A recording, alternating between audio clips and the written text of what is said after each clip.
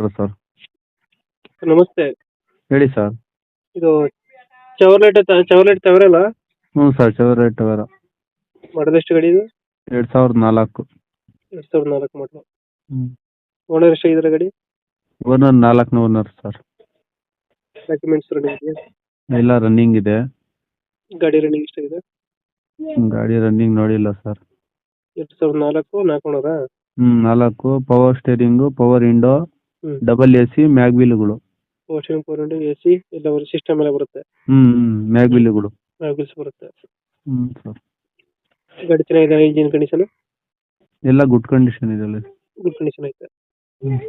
Mileage ಎಷ್ಟು ಬರುತ್ತೆ ಇದು? 18. 18 ಕೊಡುತ್ತೆ. ಸರ್.